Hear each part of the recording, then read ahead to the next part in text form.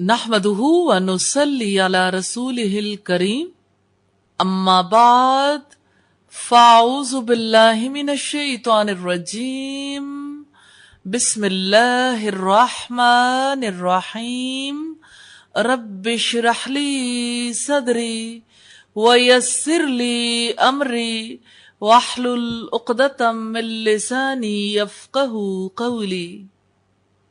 اللہ تعالیٰ کا نام ہے الالہ، جس کے معنی معبود ہے۔ اللہ تعالیٰ کے اسماء میں سے ہے الالہ۔ قرآن حکیم میں اللہ کا یہ نام آیا سورہ البقرہ میں 163 نمبر آیت پہ، وَإِلَٰهُكُمْ إِلَٰهٌ وَاحِدٌ، تمہارا معبود ایک ہی معبود ہے، لا الہ الا هو الرحمن الرحیم، اس وسیع رحمت والے رحم کرنے والے کے سوا کوئی معبود نہیں۔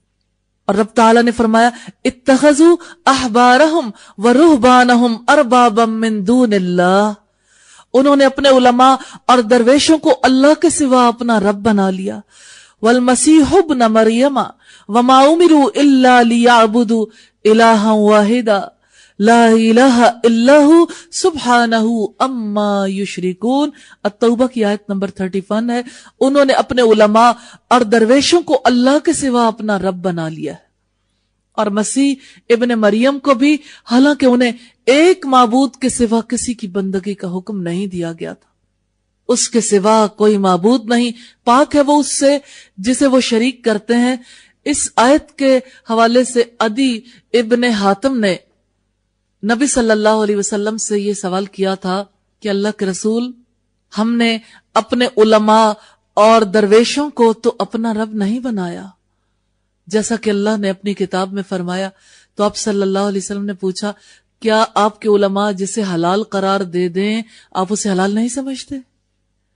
اور آپ کے علماء جسے حرام قرار دے دیں آپ اسے حرام نہیں سمجھتے؟ انہوں نے کہا ایسا تو ہے۔ تو آپ نے فرمایا یہی رب بنانا ہے۔ تو اللہ تعالیٰ کہتے ہیں اتخذوا احبارہم ورہبانہم اربابا من دون اللہ، انہوں نے اپنے علماء اور درویشوں کو اللہ کے سوا اپنا رب بنا لیا، یعنی اللہ کی الوہیت میں دوسروں کو شریک کر لیا، اور مسیح ابن مریم کو بھی۔ تو عیسائیوں اور یہودیوں نے تو اللہ کی الوہیت میں شریک کیا، کیا مسلمان بھی کرتے ہیں؟ کیا مسلمان بھی ان فتاوا کو تسلیم کرتے ہیں جو اللہ کی تعلیمات کے مخالف ہوں؟ پوری مسلم سوسائٹی میں دیکھیے، انڈو پاک میں، پاکستان اور انڈیا میں، کیسے مرگ کے موقع پر علماء کے فتاوا کے مطابق ایک اللہ کو چھوڑ دیا جاتا ہے۔ ایک اللہ کو کیسے چھوڑا جاتا ہے؟ این اس موقع پر جتنے کام کیے جاتے ہیں سب اللہ اور اس کے رسول کی مرضی کے خلاف، ایک ایک کام۔ اگر میں آپ سے پوچھوں آپ میں سے کتنے افراد ہیں جنہوں نے رسول اللہ کی سنت کے مطابق دفن کے مسائل سیکھ رکھے، کفن کے مسائل سیکھ رکھے، جنازے کے مسائل؟ اس موقع پر رسول اللہ کا کیا فرمان ہے، کیا کرنا ہے؟ دفن تو سبھی کرتے ہیں، پھر علم کہاں سے ملا؟ اتخذوا احبارہم ورہبانہم اربابا من دون اللہ، انہوں نے اپنے علماء اور درویشوں کو اللہ تعالیٰ کے سوا اپنا رب بنا لیا۔ پوری سوسائٹی میں دیکھیے ایک ایک کام، ایک ایک کام۔ اس موقع پر کہا جاتا ہے چلو اللہ کو یاد کر لیں، گٹھلیاں پڑھ لیں، قرآن کے سپارے پڑھ لیں۔ کہیں تو لا کر دکھائیے اللہ نے اپنی کتاب یا محمد رسول اللہ صلی اللہ علیہ وسلم نے اس کا حکم دیا ہو۔ ایسا کوئی کام کہ اس کے بارے میں ہمارے پاس مکمل رہنمائی موجود نہیں۔ لقد کان لکم فی رسول اللہ اسوۃ حسنہ، تمہارے لیے اللہ کے رسول صلی اللہ علیہ وسلم کی ذات میں بہترین نمونہ۔ تو چھوڑ دیا نا اللہ اور اللہ کے رسول کو۔ رب کس کو بنایا؟ اپنی عملی زندگی میں دیکھیں کون رب ہے۔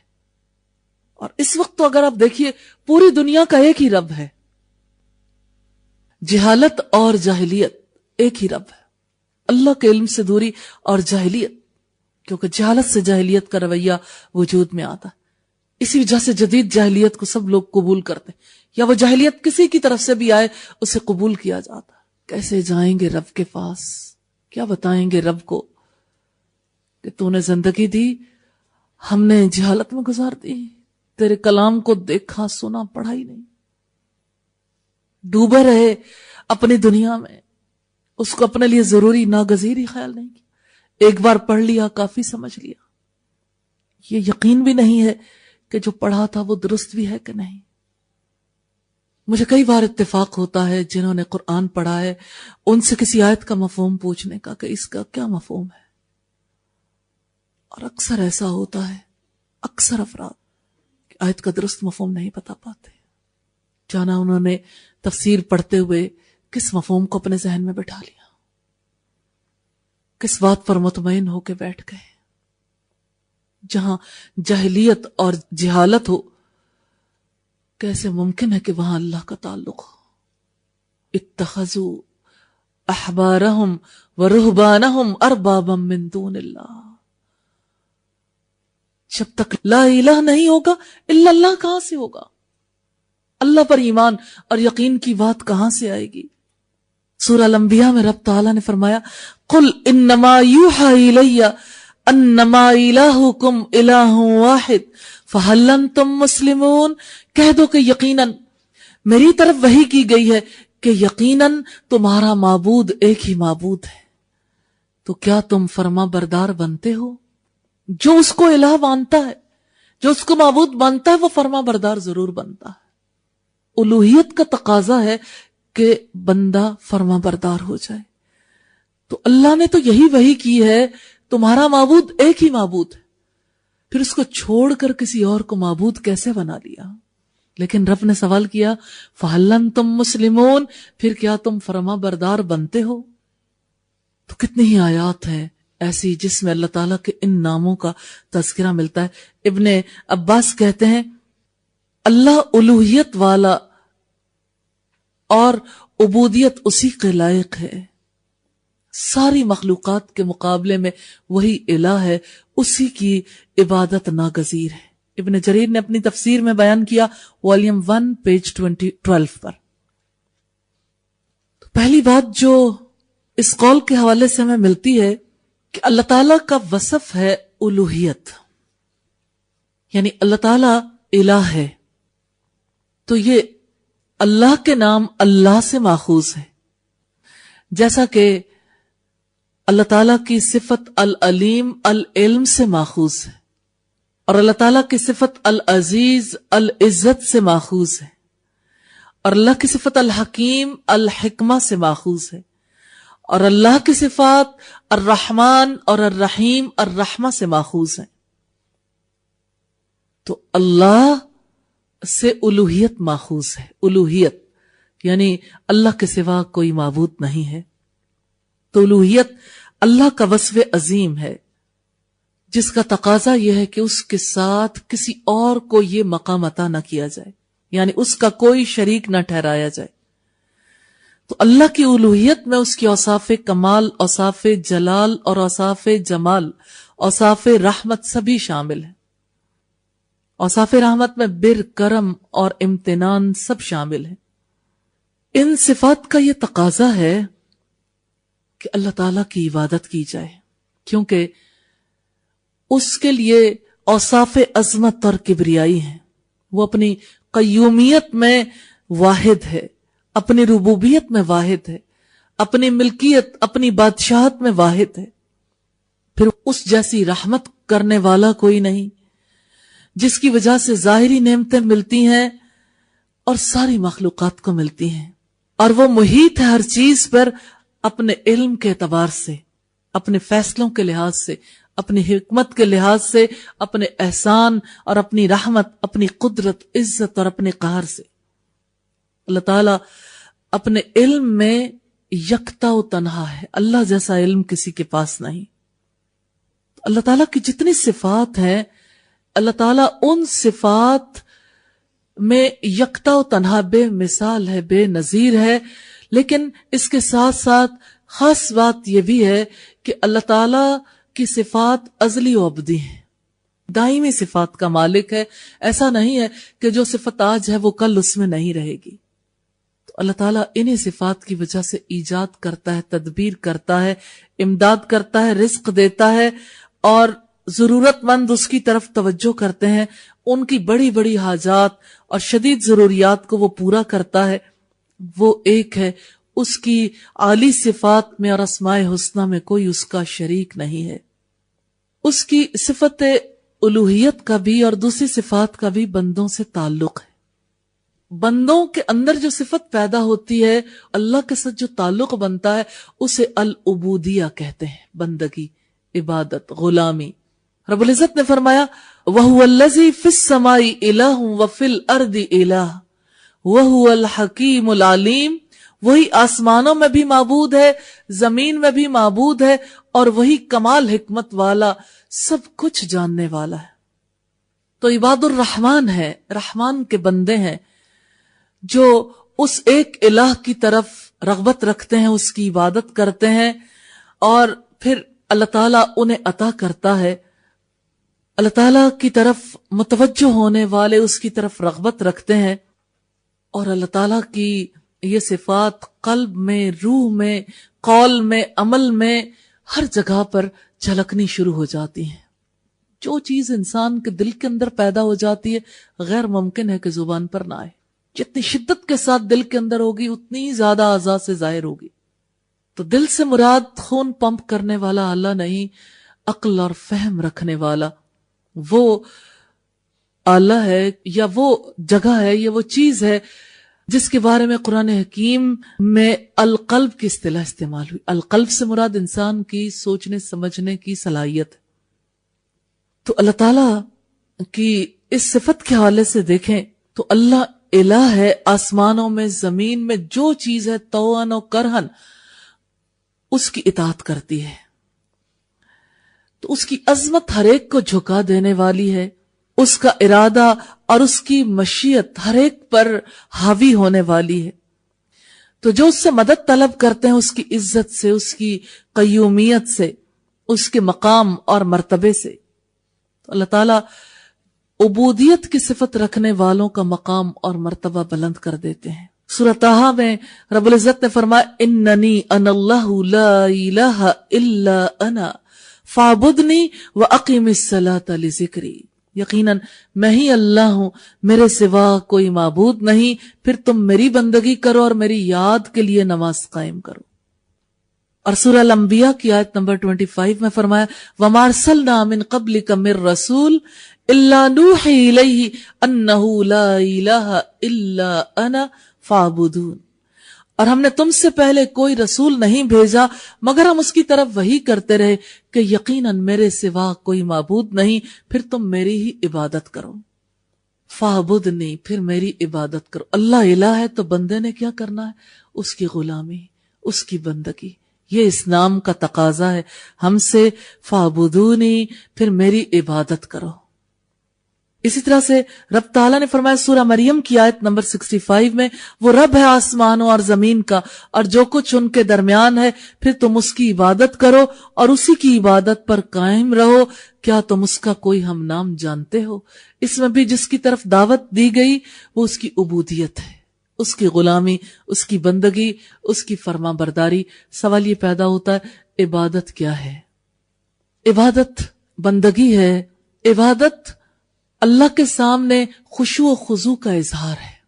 کوئی انسان جو اللہ کی عبادت کرنا چاہتا ہو اس وقت تک اس عبادت کا حق نہیں ادا کر سکتا جب تک کہ وہ اللہ کے سامنے خشوع و خضوع کا اظہار نہ کرے، اور خشوع و خضوع کا اظہار نہیں کر سکتا جب تک کہ وہ اپنی ذات کی بے بسی کا علم نہ رکھتا ہو۔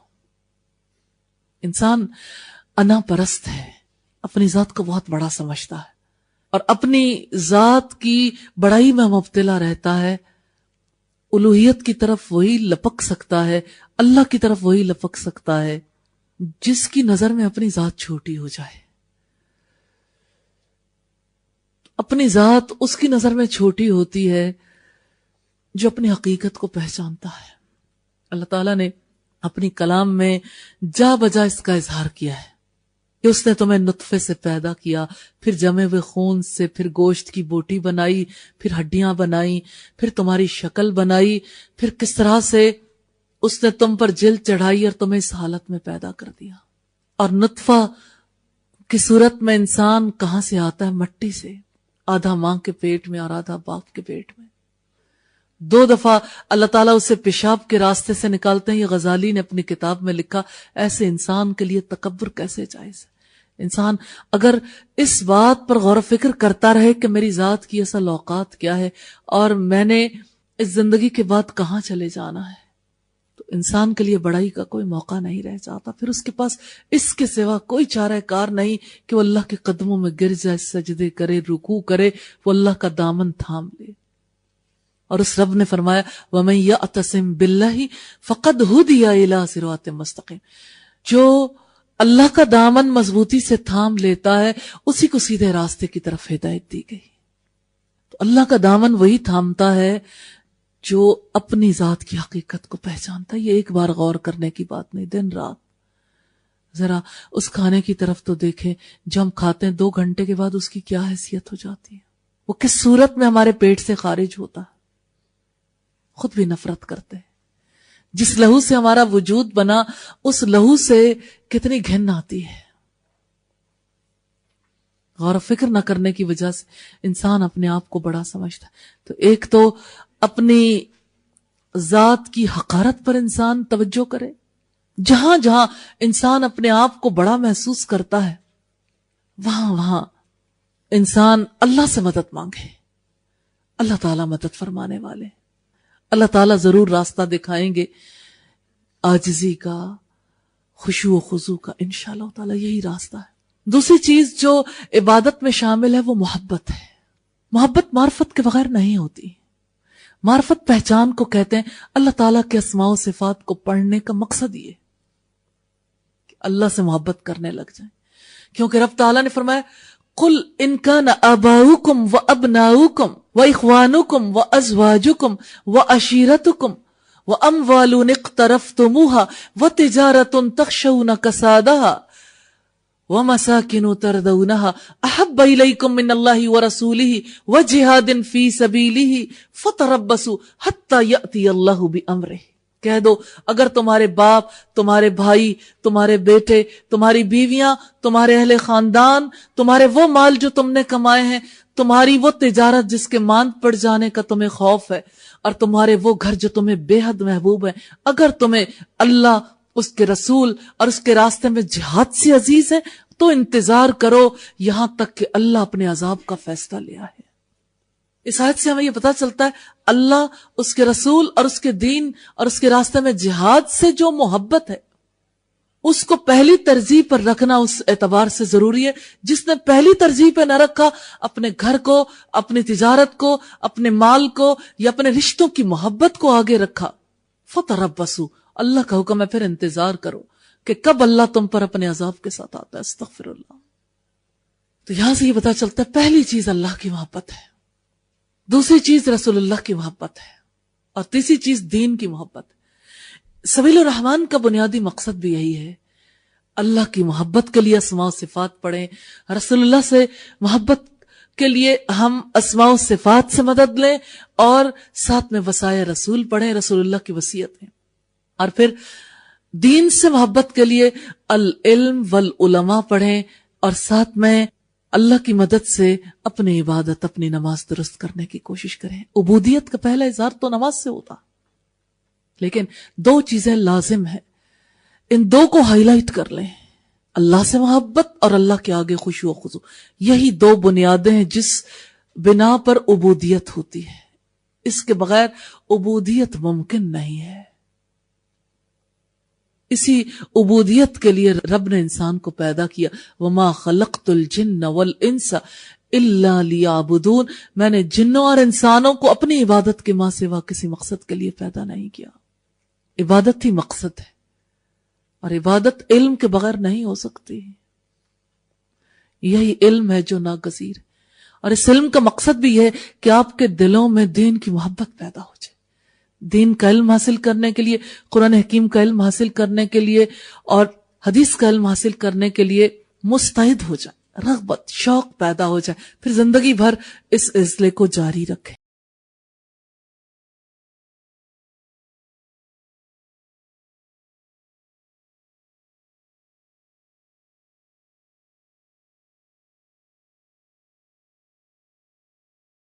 اللہ تعالیٰ کی دو اور صفات ہم دیکھیں گے، الخالق اور الخلاق۔ سورہ زمر کی آیت نمبر 62 میں فرمایا اللہ خالق کل شیء، اللہ تعالیٰ ہر چیز کا خالق ہے، وَهُوَ عَلَى كُلِّ شَيْءٍ وَكِيلٌ، اور وہ ہر چیز پر نگہبان ہے۔ بات ہے تخلیق کی، انسان اپنے وجود پر نظر ڈالے، ماحول پر نظر ڈالے، کوئی تو ایسی چیز ہو جو انسان نے پیدا کی ہو، جس پر انسان کا کوئی اختیار ہو۔ جو انسان کا مادہ تخلیق ہے، زمین میں بسنے والوں کا وہی مادہ تخلیق ہے۔ اسی مٹی سے سب پیدا ہوئے، جانور بھی، پودے بھی، اور انسان کا وجود جن بنیادی عناصر سے بنا ہے وہ کائنات میں، زمین میں کتنی بڑی مقدار میں پائے جاتے ہیں۔ ہے کوئی کہ جو اس مادے سے زندگی کو وجود میں لا سکے؟ ہے کوئی جو مادی چیزوں کو شکل و صورت دے سکے، نئے سرے سے کسی چیز کو پلان کرے پھر اسے وجود میں لے آئے؟ اللہ خالق کل شیء، اللہ تعالی ہر چیز کا خالق ہے اور وہ ہر چیز پر نگہبان ہے، یعنی پھر وہ ایسا ہے جو چیز بھی وہ پیدا کرتا ہے اس کی نگہبانی کرتا ہے، اس کا کام بناتا ہے۔ جیسے کہ اپنا کام کرتی ہے، نطق کی صلاحیت ایک زبان کو نہیں، کروڑوں اربوں اور جانے کتنی مخلوقات کی کتنی زبانیں۔ اگر صرف زبانوں کی بات دیکھنا چاہیں، زمین میں بسنے والے کتنے جانوروں کی کتنی بولیاں، ہر ایک کی زبان کا کام بھی مقرر کیا اور پھر اس کے کام کے لیے اسباب پیدا کر دیے، مستقل طور پر ہر ایک کی زندگی کا یہ سلسلہ جاری ہے۔ اسی طرح آپ آنکھوں کو دیکھیے، اس کی نگہبانی کو دیکھیے۔ آنکھوں کی حیت کیا ہے؟ یہ ایسے ہی ہے جیسے بغیر چھلکے کے انڈا ہوتا ہے۔ انڈا محفوظ ہوتا ہے جو ہاتھوں میں ہو یا کسی مقام پر ہو چھلکے کے اندر، اور اگر چھلکا ہی نہ رہے اور بغیر چھلکے کے ہم کسی پلیٹ میں کسی مقام پر رکھیں تو ہمیں خوف رہتا ہے۔ اول تو ہم جھلی سمیت اسے بغیر بوائل کیے ہوئے الگ نہیں کر سکتے، لیکن جو حصہ الگ بھی ہوتا ہے بہ نکلنے کا کتنا خطرہ ہوتا۔ ذرا اپنے چہرے پہ دھری آنکھوں کو دیکھیے اور جانوروں کے چہرے پر اور پرندوں کے چہرے پر آنکھوں کو دیکھیے، کیسے اس نے ان سب کو پیدا کیا، کیسے اس نے ان کی حفاظت کا انتظام کیا، کیسے اس نے مستقل بنیادوں پر ان کا کام بنا رکھا ہے۔ وہ ہر آنکھ کا کارساز ہے، وہ ہر کان کا کارساز ہے، وہ ہر انسان کے لیے کارساز، وہی پوری کائنات کا کام بنانے والا ہے۔ پھر اس نے فرمایا، سورہ الحجر کی آیت نمبر 86 ہے، ان ربک هو الخلاق العلیم، یقیناً تیرا رب ہی سب کا خالق، سب کچھ جاننے والا ہے۔ اللہ تعالیٰ کا نام الخلاق مبالغے کا صیغہ ہے الخالق سے، اور یہ دو مقامات پر آیا، ایک سورہ الحجر کی آیت نمبر 86 میں اور دوسرے سورہ یاسین کی آیت نمبر 81 میں۔ بلا وہو الخلاق العلیم، کیوں نہیں، اور وہ ماہر خالق ہے۔ دونوں مقامات پر اگر آپ دیکھیے تو خالق کے نام کے ساتھ جو صفت آئی ہے العلیم، تخلیق کا عمل علم کے بغیر نہیں ہو سکتا، اور علم بھی کیسا؟ کامل، ہر ایک چیز کا کلی علم رکھنے والا، سب کچھ جاننے والا ایسا ہے جس نے ہر چیز کو تخلیق کیا۔ کیونکہ علم میں یہ بھی بات آتی ہے کہ جو مادہ ہے تخلیق کا، اس کے اوصاف کیا ہیں، کون سی چیز کس کے ساتھ ملے گی، اس کا کیا نتیجہ نکلے گا۔ اور پھر آپ دیکھیے کہ ایک تو ہے مادی اوصاف، یعنی اس کے طبعی اوصاف، اور دوسرے اوصاف ہیں اس کے جو اس کے اندر کی کیریکٹرسٹکس ہیں، روحانی اوصاف ہیں. مثال کے طور پر آپ مادی چیزوں کو دیکھیے، ہر ایک کو حرام کرنے میں حکمت ہے. کس طرح اس رب نے جن چیزوں کو حرام کیا ان کے اوصاف کی وجہ سے، وہ اوصاف جو ان میں پائے جاتے ہیں جس کے اثرات انسان کی طبیعت پر اثر انداز ہو سکتے ہیں، طبع پر، اس کے خلق پر اثر انداز ہو سکتے ہیں، اللہ تعالیٰ نے ان کو حرام قرار دیا. ان چیزوں تک کوئی پہنچ ہی نہیں سکتا. تو اللہ تعالیٰ نے جہاں اپنی صفت الخالق کا تذکرہ کیا، وہاں پر اس نے یہ کہا وَهُوَ عَلَى كُلِّ شَيْءٍ وَكِيلٌ، وہ ہر چیز پر نگہبان، ہر چیز کا کام بنانے والا. اور الخلاق کا تذکرہ کیا تو اس نے فرمایا کہ وہ ایسا خلاق ہے جو علیم ہے، یعنی سب کچھ جاننے والا ہے. جیسے سورہ یاسین کی آیت سے ہمیں پتا چلا بلا وَهُوَ الْخَلَّاقُ الْعَلِيمُ، کیوں نہیں، اور وہ ماہر خالق ہے. اور جہاں تک تخلیق کی بات ہے تو امر اس سے مراد ہوتے ہیں. ان میں سے ایک یہ ہے کسی چیز کو ایجاد کرنا، نئے سرے سے پیدا کرنا جس کی پہلے سے کوئی مثال موجود نہ ہو. اس کے بارے میں رب تعالیٰ نے فرمایا اولم یروا انا خلقنا لهم مما عملت ایدینا انعاما فهم لها مالکون، کیا بھلا انہوں نے نہیں دیکھا کہ یقیناً ہم نے اپنے ہاتھوں کی بنائی ہوئی چیزوں میں سے ان کے لیے مویشی پیدا کیے، پھر وہ ان کے مالک ہیں. تو اللہ تعالیٰ نے کس طرح سے مویشیوں کو تخلیق کیا، ان کا کوئی نقشہ، کوئی ڈیزائن پہلے سے موجود نہیں تھا. ہر ایک کے لیے نئی صورت، نئی طرح کی زندگی کا پروگرام، اور پھر اس کے نئے نئے فوائد. تو اللہ تعالیٰ کہتے ہیں جن کے تم مالک بنتے ہو نا، ان پر نظر ڈال کے تو دیکھو، تمہارے سارے ہی جانور، وہ پیٹس، خاص طور پر جن کے ساتھ انسان کا انٹریکشن ہوتا، تجربہ ہوتا رہتا ہے. مثلاً جن جانوروں کا دودھ انسان پیتا ہے، جن کا گوشت انسان کھاتا ہے، جیسے گائے ہے، بکری ہے، یا اسی طرح سے جیسے پرندے ہیں جن کا گوشت انسان کھاتا ہے. غور کر کے دیکھیں، اللہ تعالیٰ کہتے ہیں کہ جن کو تم اپنے قبضے میں سمجھتے ہو نا، ان کو پیدا کس نے کیا ہے، ان کی پیدائش میں تمہارا کیا رول ہے. کتنی عجیب بات ہے، خالق کوئی اور ہو اور مالک کوئی اور بن بیٹھے. کوئی خود کو بلا جواز مالک سمجھے. یہ سورہ یاسین کی آیت نمبر 71 ہے.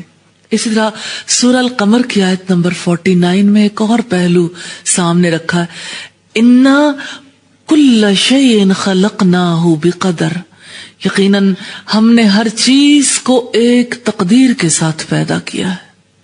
یعنی جتنی چیزیں پیدا ہوئی ہیں اندازے کے ساتھ. آج غیر مادی چیزوں کو وجود میں لانے والے بھی جانتے ہیں کہ اندازے کے بغیر کوئی چیز تخلیق نہیں ہوتی، اندازہ ضروری ہے. آپ سادہ سی چھوٹی سی مثال لیں، جیسے بچے کھیلتے ہیں کلے کے ساتھ، مٹی کے ساتھ. اب جب کبھی مٹی کسی نے خود گوندنی ہو تو اس کے اندر خاص مقدار میں پانی شامل کرنا پڑتا ہے. ذرا سا کم یا ذرا سا زیادہ اگر شامل ہو جائے تو وہ مٹی اس قابل نہیں رہتی کہ اس سے کوئی وجود بنایا جا سکے، اس سے کوئی شکل یا کوئی اسے خاص شیپ دی جا سکے. یہ تو ایک سادہ سی بات ہے کہ کیسے کسی چیز کو بنانے کے لیے اندازے کی ضرورت ہوتی ہے. لیکن آپ اس مٹی کے اندر دیکھیے جو انگریڈینٹس، وہ بھی ایک خاص مقدار میں موجود. مقدار کو دیکھنا چاہیں، یہ جو ہمارا کرۂ ہوائی ہے، اس کی تمام گیسز جو بھی یہاں موجود ہیں ایک خاص نسبت کے ساتھ موجود، ایک خاص تناسب میں موجود. کیوں؟ اس لیے کہ اس کے بغیر زندگی کی ضروریات پوری نہیں ہو سکتی تھی. وہ پورا اندازہ چاہیے تھا، اسی کے مطابق یہ گیسز یہاں موجود ہیں. سورج اور زمین کا فاصلہ ایک اندازے کے مطابق ہے. یہ سادہ سی باتیں تو سبھی جانتے ہیں. ذرا سا سورج اپنے مقام سے آگے آئے تو زمین کے باشندے اور جو کچھ زمین میں سب جل جائے، اور ذرا سا اپنے مقام سے پیچھے ہٹ جائے تو ہر چیز ٹھٹر کر رہ جائے، یعنی کسی چیز کی زندگی برقرار نہ رہے۔ اور پھر اگر دیکھیے تو ہر ایک چیز کی پیدائش میں رب تعالیٰ نے کتنی حکمتیں رکھی ہیں۔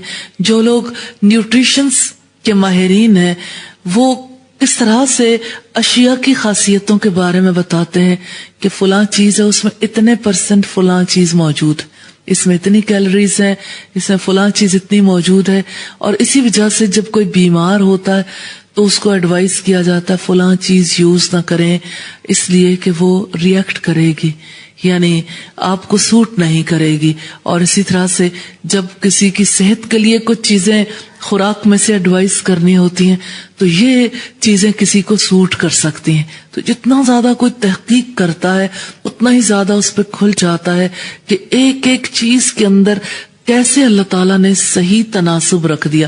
ایپل کے اندر تناسب فرق ہے، اورنج کے اندر فرق ہے تو اسی ایک مٹی سے پیدا ہونے والی چیزیں، ایسے ہی انسان کے اندر فرق ہے۔ رب العزت نے فرمایا اِنَّا كُلَّ شَيْءٍ خَلَقْنَاهُ تَقْدِيرًا، یقیناً ہم نے ہر ایک چیز کو تقدیر کے ساتھ پیدا کیا۔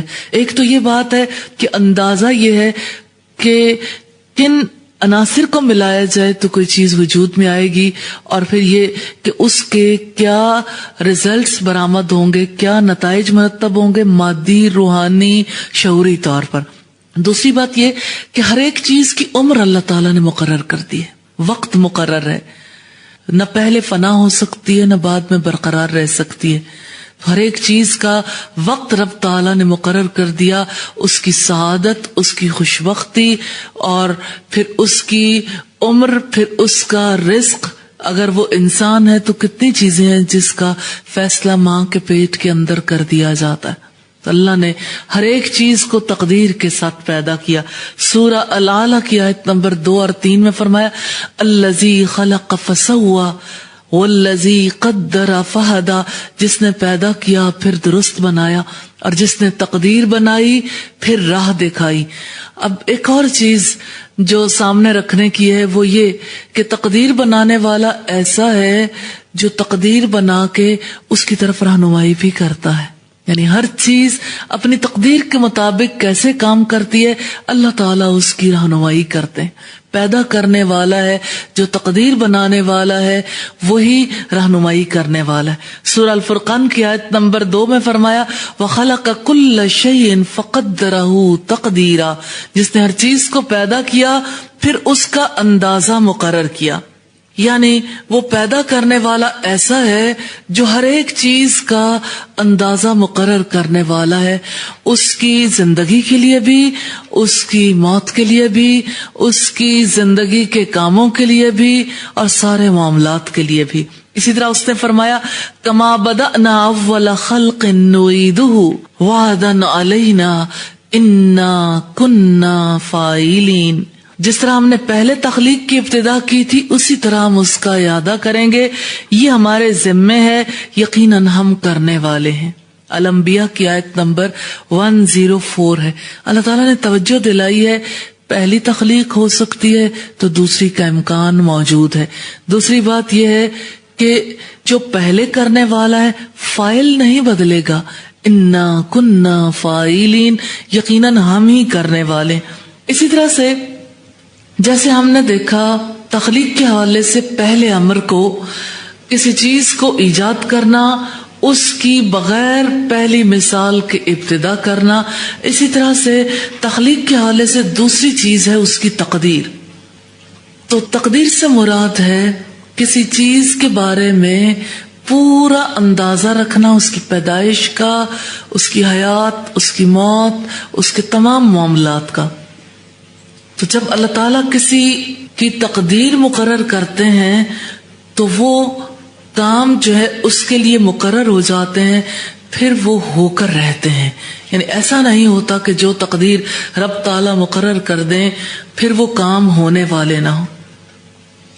دنیا میں جتنے لوگ اللہ کے مقابلے میں کسی اور کی پوجا کرتے ہیں وہ ان کے لیے صفات گھڑتے ہیں، چاہے قبر والے ہوں، چاہے بت ہوں، چاہے دوسری ہستیاں، دوسری مخلوقات ہوں.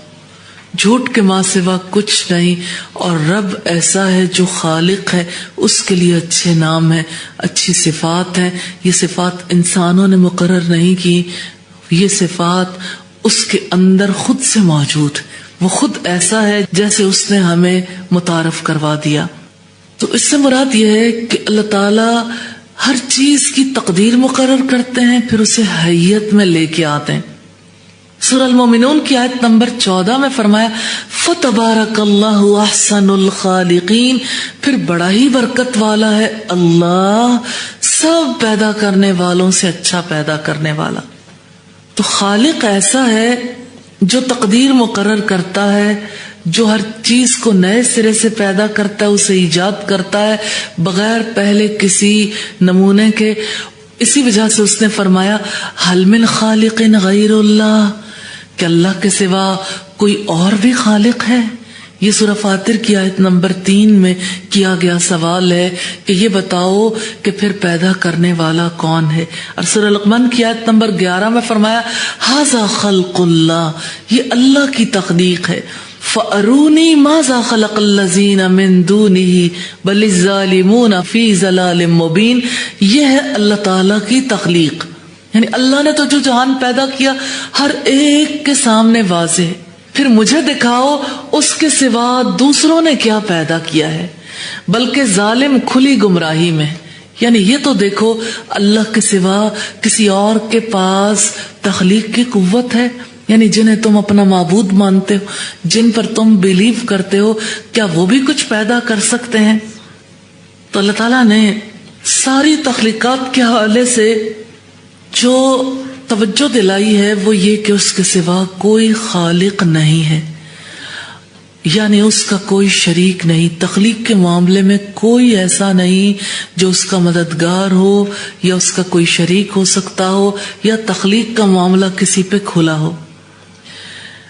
سارے ہی انسان اس معاملے میں عاجز ہیں، اگرچہ سب مل جائیں اور ایک مکھی پیدا کرنا چاہیں جو کہ ایک کمزور اور سب سے حقیر حیوان ہے، یعنی جس کو پرے کاں کے برابر بھی وقت نہیں دیتے، جس کو کسی قابل نہیں سمجھتے. مکھی کی بات آئے تو ایک نفرت، ایک کراہت دل کے اندر سبھی کے پیدا ہوتی ہے. تو اللہ تعالیٰ یہ کہتے ہیں چلو یہ مکھی ہی لے لو، سارے مل جاؤ، ساری انسانیت بلا لو سب کو. اگر ایک مکھی بھی پیدا کر سکے کوئی تو پھر تو یہ کہا جا سکتا ہے کہ شاید وہ تخلیق کے کام میں حصہ دار ہے، شریک ہو سکتا. لیکن اگر کسی کے پاس اتنی بھی قدرت نہیں ہے تو پھر وہ اللہ کا شریک کیسے ہو سکتا ہے؟ رب العزت نے ارشاد فرمایا یا ایھا الناس، اے لوگو، ضرب مثل فاستمعوا لہ، ایک مثال بیان کی جاتی ہے پھر اسے غور سے سنو. مثال کیا ہے؟ ان الذین تدعون من دون اللہ لن یخلقوا ذبابا ولو اجتمعوا لہ، یقیناً تم لوگ اللہ کے سوا جن کو پکارتے ہو ایک مکھی بھی پیدا نہیں کر سکتے، اگرچہ وہ سب اس کے لیے جمع ہو جائیں، سارے مل جائیں، مل کے ایک مکھی پیدا کرنا چاہیں، قدرت نہیں رکھتے. اللہ تعالیٰ ایک اور اینگل سے توجہ دلاتے ہیں، اگر مکھی ان سے کچھ چھین لے جائے تو اسے چھڑا بھی نہیں سکتے. مدد چاہنے والے بھی کمزور اور جن سے مدد مانگی جاتی ہے وہ بھی کمزور. مدد کن سے مانگی جاتی ہے؟ جھوٹے معبود جن کو لوگ سجدہ کرنے جاتے ہیں، جن کے لیے دیگیں دینے جاتے ہیں، نظر نیاز دینے کے لیے جاتے ہیں، جن کے آگے دعائیں کرنے کے لیے جاتے ہیں، جن کے آگے ماتھا ٹیکتے ہیں. ہے کوئی ڈاکٹر ایسا کہ وہ ایسے کسی شخص کو شفا دے سکے جس کے لیے اللہ نے شفا نہیں لکھی؟ ایسا کیوں ہوتا ہے کہ ساری وہی دوائیں یوز کروائی جاتی ہیں اور جس کے لیے اللہ نے موت لکھ دی ہوتی ہے اس پر کوئی دوا کارگر نہیں ہوتی، وہ موت کے گھاٹ اتر جاتا ہے اللہ تعالی کے حکم سے. کون ہے جس کے ہاتھ میں شفا ہو؟ کون ہے جس کے ہاتھ میں رزق ہو؟ انسان اسباب پر بلیو کرتے ہیں، اسباب پر یقین کرتے ہیں. مثال کے طور پر آپ دیکھیے جیسے رزق کے بارے میں ساری سوسائٹی کے اندر یہ کانسیپٹ ہے کہ رزق علم سے ملتا ہے، اس لیے علم حاصل کرو. علم ہوگا جاب ہوگی، علم ہوگا بزنس ہوگا، علم ہوگا عزت ہوگی. اور وہ علوم جو سب کے سب رب تک نہیں پہنچاتے، ان کے بارے میں یہ تصور ہے کہ اس کی وجہ سے رزق ملتا ہے. کیا ایسا نہیں ہے؟ جتنے کالجز یونیورسٹیاں ہیں اور خاص طور پر جتنی پروفیشنل ایجوکیشن ہے اس میں تو بہت واضح کانسیپٹ ہوتا ہے، ہر ایک کو پتا ہوتا ہے کہ ہم نے علم کیوں حاصل کرنا. ہر ایک یہی سمجھتا ہے نا کہ مجھے جو کچھ مل رہا ہے میرے علم کی وجہ سے. جیسے قارون نے یہ سمجھا تھا اور اللہ نے اسے زمین میں دھسا دیا تو اس کا علم، اس کی قوت، صلاحیت سب کچھ زمین کے اوپر رہ گیا، اپنے خزانوں کے ساتھ زمین کے نیچے چلا گیا. اللہ نہ چاہے تو کوئی ملی ہوئی چیز سے فائدہ بھی نہیں اٹھا سکتا. اور آپ اسے یوں دیکھ سکتے ہیں کہ کون سا ایسا انسان ہے جس کے پاس ذہن نہیں اللہ کا دیا ہوا. الحمدللہ کروڑوں اربوں انسان ہیں جو عقل رکھتے ہیں، مگر عقل رکھنے کے باوجود اپنے مالک کو نہیں پہچانتے. عقل خالق کو پہچان سکتی ہے، پھر کیوں نہیں پہچانتے؟ عقل کے توسط سے اپنے انجام کو پہچان سکتے ہیں، لنکس قائم کر سکتے ہیں، پھر کیوں نہیں کرتے؟ عقل کے توسط سے کیوں نہیں اپنی زندگی کا بہتر فیصلہ کر سکتے؟ تو ایسی بات نہیں ہے کہ ایک انسان کے پاس اگر کوئی صلاحیت، قوت موجود ہے تو وہ اس سے فائدہ بھی اٹھا لے. دیکھ لیں کتنے لوگوں کی آنکھیں، لیکن اس کائنات میں سے کتنے لوگ ہیں جو اس آنکھ سے کسی چیز پر نظر ڈالیں اور وہ نظر اللہ تعالیٰ کا تعلق لے کر واپس آ جائے. کیا پوری کائنات ایمانی دسترخوان نہیں ہے؟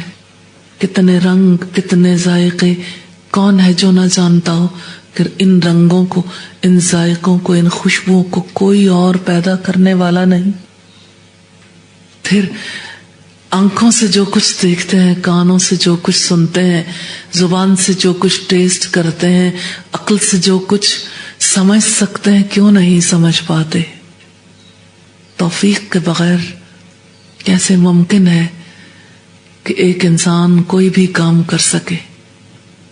کتنی زیادہ ضرورت ہے اس کے آگے غلامی کا اظہار کرنے کی تاکہ وہ ہماری مدد فرمائے. ایاک نعبد و ایاک نستعین. صرف آپ کے ہم غلام، آپ کی عبادت کرتے ہیں اور صرف آپ سے مدد چاہتے ہیں. اس کی مدد کے بغیر تو اس کی معرفت بھی نہیں ملتی. تو اس نے یہ فرمایا کہ دیکھو مکھی کچھ چھین کر بھی لے جائے کسی قبر والے سے، کسی بت سے، اس کی آنکھ پر بیٹھ جائے، واپس نہیں لا سکتے. ضعف الطالب والمطلوب. مدد مانگنے والا بھی کمزور، جس سے مدد مانگی جاتی ہے وہ بھی کمزور. پھر فرمایا ما قدر اللہ حق قدرہ ان اللہ لقوی عزیز. انہوں نے اللہ کی قدر ہی نہ پہچانی جیسا کہ اس کی قدر پہچاننے کا حق ہے. اور کیسے نہیں پہچانی؟ ساری صلاحیتیں ہیں، پہچان سکتے ہیں اللہ کی قدر کو، کام میں نہیں لاتے، اختیار استعمال نہیں کرتے، اللہ سے مدد نہیں چاہتے. ما قدر اللہ، انہوں نے اللہ کی قدر ہی نہ پہچانی. حق قدری، جیسا کہ اس کی قدر کرنے کا حق ہے. ان اللہ لقوی عزیز، یقیناً اللہ ہی ساری قوتوں والا ہے اور اللہ ہی سب پر غالب ہے، ہر ایک چیز پر، ہر کام پر وہ غالب ہے. سورہ الحج کی آیات ہیں 73 اور 74. انشاءاللہ. سبحانک اللہم و بحمدک نشہد ان لا الہ الا انت نستغفرک و نتوب الیک. السلام علیکم ورحمۃ اللہ وبرکاتہ.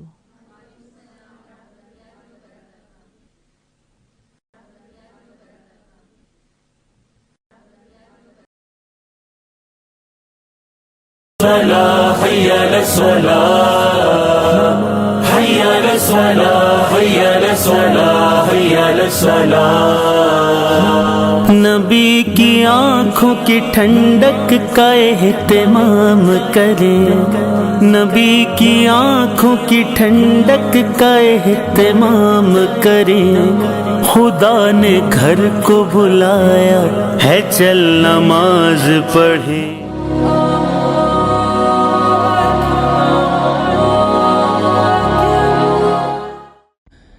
نماز سے محبت کرنے والے کسی حال میں بھی نماز کو چھوڑنا گوارا نہیں کرتے۔ سیدنا عبداللہ ابن عباس بھی ایسے ہی لوگوں میں سے تھے۔ ان کی آنکھ میں پانی اتر آیا۔ لوگوں نے عرض کیا، اس کا علاج تو ہو سکتا ہے مگر چند روز آپ نماز نہ پڑھ سکیں گے۔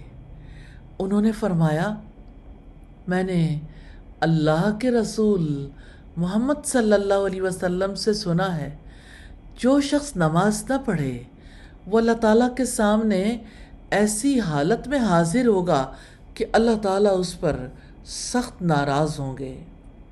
سیدنا عبداللہ ابن عباس نے علاج کے لیے نماز کو چھوڑنا گوارا نہیں کیا۔ الہی ہمیں بھی اسی طرح سے نماز سے محبت کی توفیق عطا فرمائیے، آمین ثم آمین۔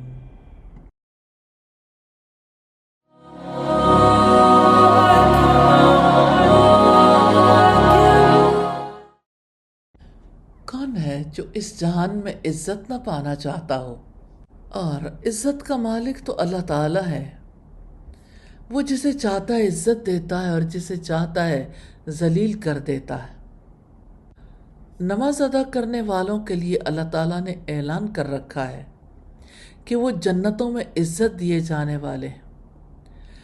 حقیقت یہ ہے کہ نمازیوں کو اللہ تعالیٰ عزت اور اکرام کے ساتھ جنتوں میں جگہ دے گا۔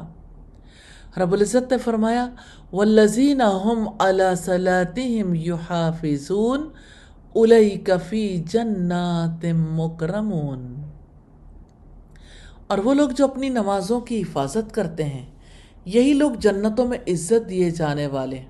یعنی جو لوگ اپنی پانچوں نمازیں اس کی شرائط اور ارکان کا اہتمام کرتے ہوئے خشوع اور خضوع کے ساتھ وقت پر ادا کرتے ہیں، جب یہ لوگ دنیا سے رخصت ہو کر اپنے رب کے پاس پہنچیں گے تب اللہ تعالیٰ انہیں عزت و اکرام کے ساتھ اپنے پاس جنتوں میں جگہ دے گا۔ یا ارحم الراحمین، ہمیں ایسے لوگوں میں شامل فرما دیجئے، آمین ثم آمین۔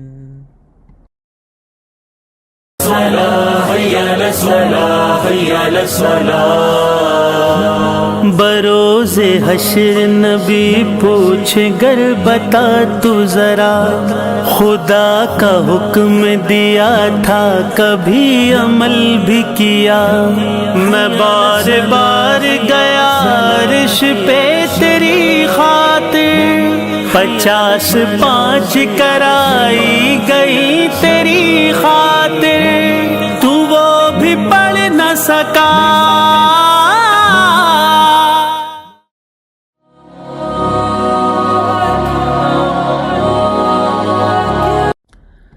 خوش نصیب ہے وہ لوگ جو اپنی نمازوں کی حفاظت کرتے ہیں، وہی لوگ جنتوں میں عزت دیے جانے والے ہیں۔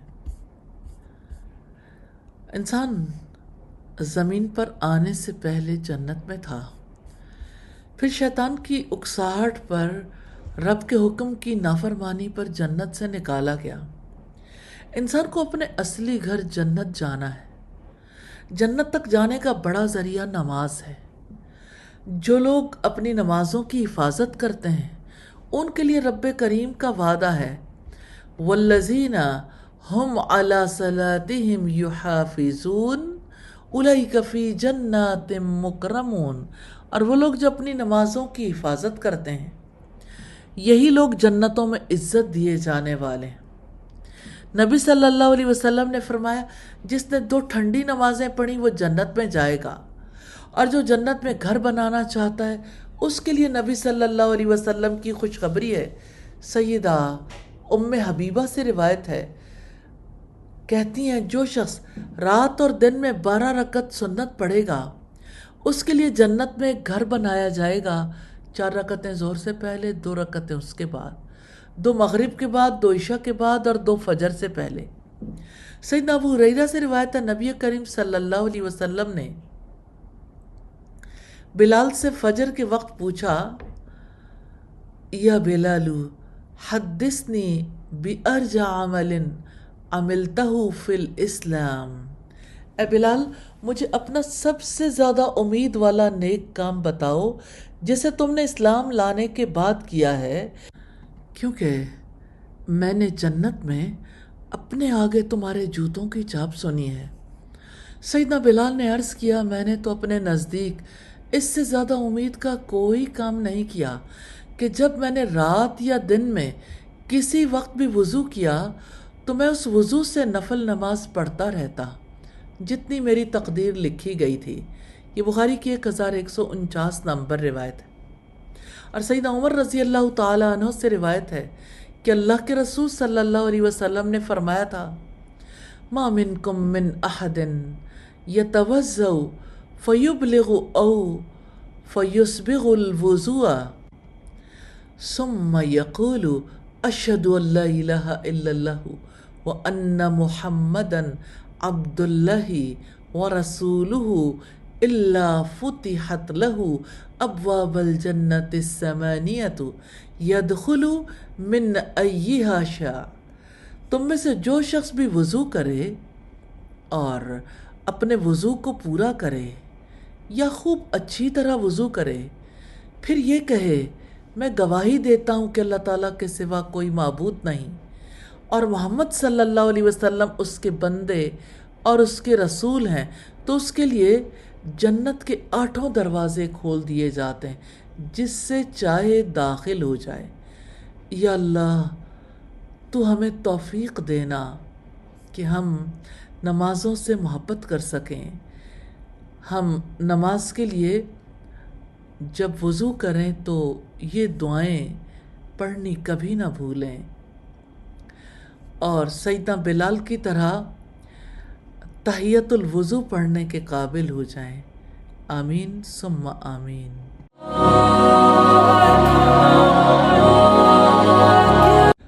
ہر مسلمان کے لیے لازم ہے کہ وہ اسی طرح نماز ادا کرنا سیکھے جیسا کہ رسول اللہ صلی اللہ علیہ وسلم نے نماز ادا کی، کیونکہ نبی صلی اللہ علیہ وسلم کا یہ حکم ہے، صلو کما رأیتمونی اصلی، اسی طرح نماز پڑھنا جیسے تم نے مجھے نماز پڑھتے ہوئے دیکھا ہے۔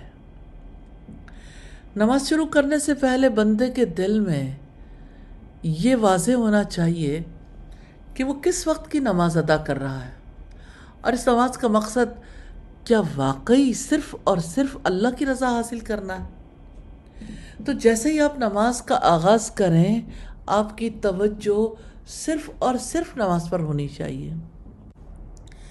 نماز کے لیے پہلا کام نیت کرنا ہے۔ آپ سب جانتے ہیں کہ نیت دل کے ارادے کا نام ہے۔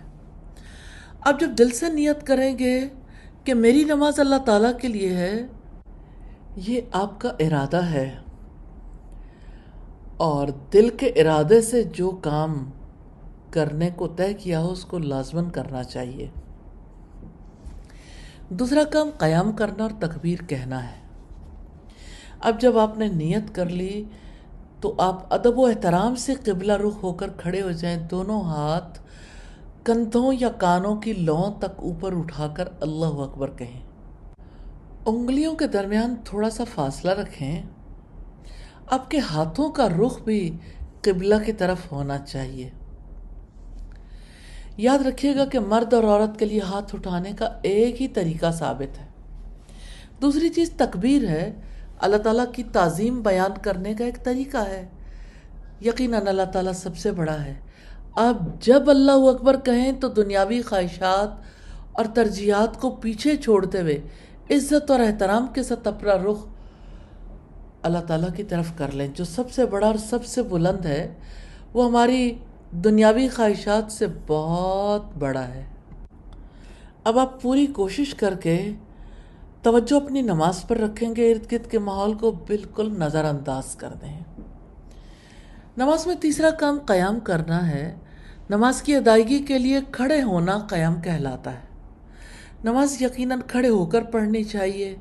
اللہ کے رسول صلی اللہ علیہ وسلم نے فرمایا صلی قائما فإن لم تستطع فقائدا فإن لم تستطع فعلى جنب، کھڑے ہو کر نماز ادا کیا کرو، اگر اس کی بھی طاقت نہ ہو تو بیٹھ کر، اگر اس کی بھی نہ ہو تو پہلو کے بل لیٹ کر پڑھ لو۔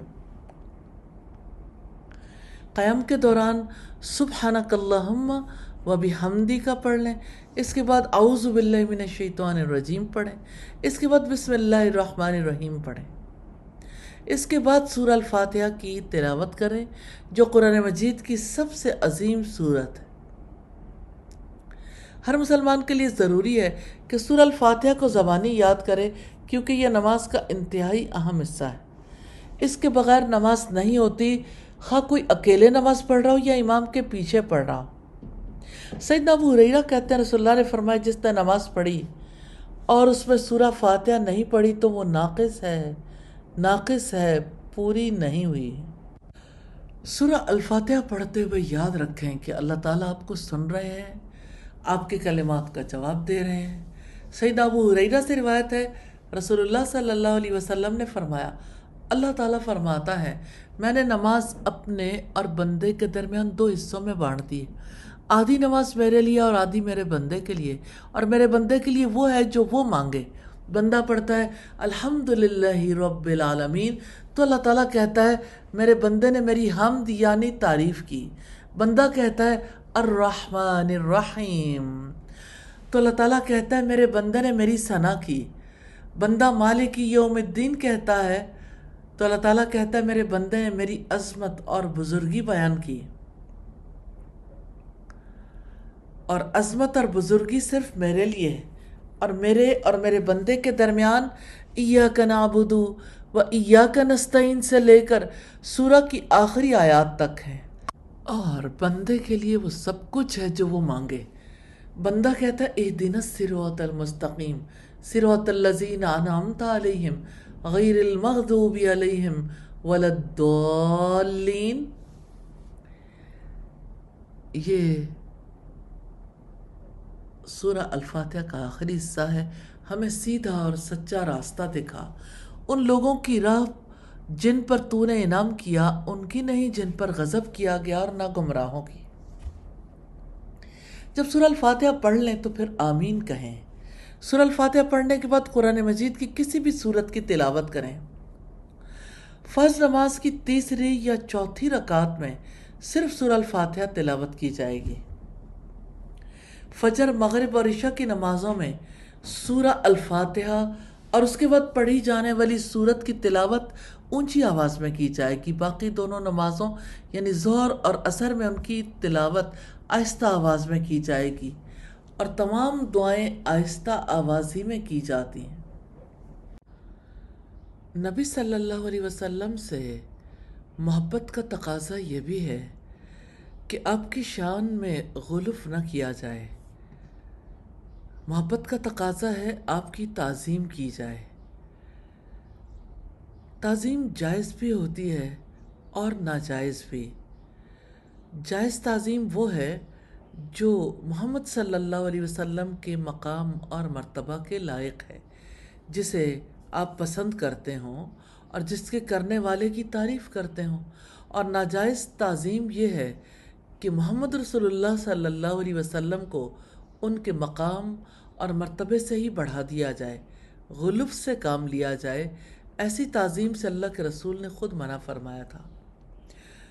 ہر محبت کرنے والے پر واجب ہے کہ وہ صرف جائز تعظیم کو اپنائے اور عیسائیوں کی طرح نبی صلی اللہ علیہ وسلم کی تعظیم میں غلف نہ کرے۔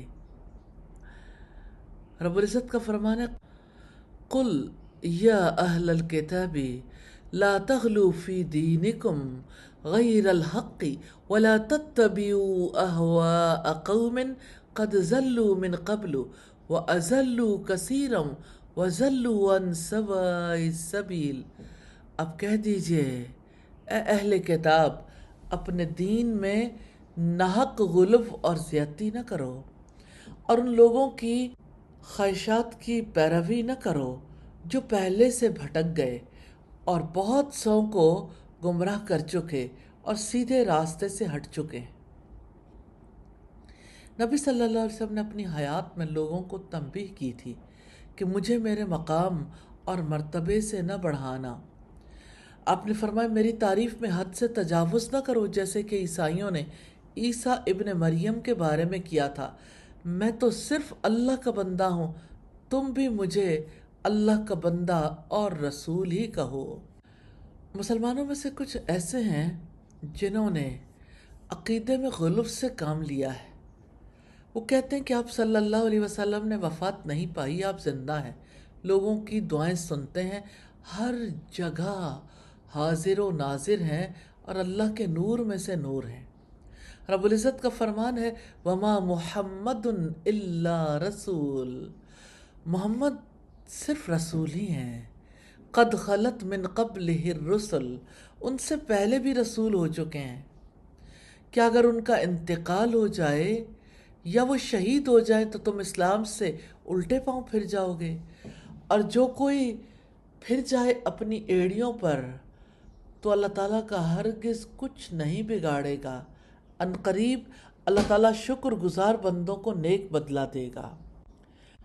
رب العزت نے فرمایا اِنَّكَ مَيِّتٌ وَإِنَّهُمْ مَيِّتُونَ، یقیناً آپ کو بھی موت آئے گی اور یہ سب بھی مرنے والے ہیں، پھر آپ قیامت کے دن اپنے رب کے سامنے جھگڑا کرو گے۔ امام بخاری رحمہ اللہ نے اپنی کتاب صحیح بخاری میں باب باندھا ہے نبی صلی اللہ علیہ وسلم کے مرض اور وفات کا بیان، اور اس کے تحت انہوں نے 23 سے زائد احادیث ذکر کی ہیں، جن میں سے اکثر کے اندر وضاحت موجود ہے موت یا وفات کے لفظ کے ساتھ۔ سید انس بیان کرتے ہیں کہ جب نبی کریم صلی اللہ علیہ وسلم پر موت کی سختی آئی، سخت تکلیف کا احساس ہوا، تو سیدہ فاطمہ سے آپ کی تکلیف دیکھی نہ گئی۔ وہ پکار اٹھی، ہائے میرے باپ کی سختی، ہائے میرے باپ کی سختی کی کیفیت۔ آپ نے جب یہ سنا تو فرمایا یا بنیتو، اے میری پیاری بیٹی، تیرے باپ پر وہ گھڑی آ چکی ہے کہ اللہ تعالیٰ اس سے کسی کو بھی چھوڑنے والا نہیں ہے، اور یہ روز حشر کی ملاقات کا ذریعہ ہے۔ اتنے واضح دلائل کے باوجود کتنے ہی لوگ ہیں جو رسول اللہ کی وفات کے انکاری ہیں اور گمان یہ رکھتے ہیں کہ اللہ کے رسول سے محبت کا اظہار کر رہے ہیں۔ دین میں غلو کرنے کے بڑے خطرناک نتائج نکلتے ہیں۔ جیسے اب دیکھیے کہ شرک کی ابتدا بھی قوم نوح کے نیک لوگوں کی تعظیم میں غلو کی وجہ سے ہوئی۔ شیخ الاسلام امام محمد بن عبد الوہاب کہتے ہیں ہر وہ بات جو شرک میں مبتلا کر دینے والے غلو کی طرف لے جاتی ہے اسے ترک کرنا ضروری ہے، کیونکہ اسے چھوڑے بغیر توحید مکمل نہیں ہو سکتی۔ عقیدت میں غلو سے بچنا ہے، تعظیم کرنی ہے، مقام سے نہیں بڑھانا، نہ مقام سے نیچے گرانا ہے، حق پر رہنا ہے۔ محبت کیجئے محمد صلی اللہ علیہ وسلم کی ذات سے، محبت کیجئے آپ کی تعلیمات سے، محبت کیجئے آپ صلی اللہ علیہ وسلم کے مشن سے۔ اللہ تعالی ہم سب کو توفیق عطا فرمائے، آمین ثم آمین۔